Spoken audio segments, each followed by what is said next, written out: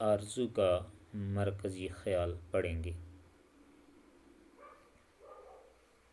اس نظم کے آغاز میں ہی علامہ فرماتے ہیں، دنیا کی محفلوں سے اکتا گیا ہوں یا رب، دنیا کی محفلوں سے اکتا گیا ہوں یا رب، کیا لطف انجمن کا جب دل ہی بجھ گیا ہو، شورش سے ہوں گریزاں دل ڈھونڈتا ہے میرا، ایسا سکوت جس پر تقریر بھی فدا ہو۔ نظم ایک آرزو میں شاعر کے دل میں قوم، ملت اور وطن کی خدمت کا جذبہ بڑی شدت سے ابھرتا ہے۔ شاعر یہ آرزو رکھتا ہے کہ اللہ تعالیٰ اسے ایسی زندگی عطا کرے جس میں وہ اپنی قوم کے کام آ سکے اور دنیا میں نفع بخش یعنی فائدہ دینے والا ثابت ہو۔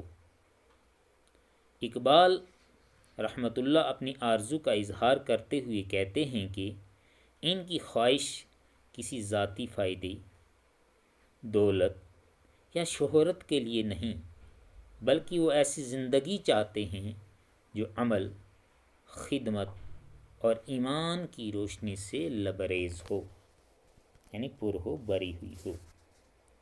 وہ چاہتے ہیں کہ وہ قوم کے نوجوانوں میں خودی، غیرت، ایمان اور جوش عمل پیدا کریں۔ ان کی تمنا ہے کہ وہ مسلمانوں کو ان کی کھوئی ہوئی عظمت یاد دلائیں اور انہیں عمل و جد و جہد کی راہ پر لگائیں تاکہ وہ پھر سے دنیا میں سر بلند ہو سکیں، یعنی اپنا سر اونچا رکھ سکیں۔ بلند کے معنی اونچا۔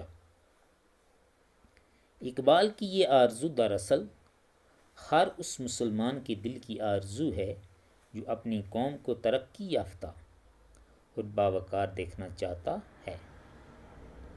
شاعر کا مقصد محض خواب دیکھنا نہیں، بلکہ عمل، عزم اور یقین کے ذریعے قوم کی تقدیر بدلنے کا پیغام دینا ہے۔ نتیجہ نظم کا مرکزی خیال یہ ہے کہ شاعر ایسی زندگی کی آرزو کرتا ہے جو قوم و ملت کی خدمت، ایمان، خودی، عمل اور بیداری سے عبارت ہو۔ وہ چاہتا ہے کہ اس کی زندگی دوسروں کے لیے مفید اور اس کے عمل میں قوم کو نئی زندگی ملے۔ شکریہ۔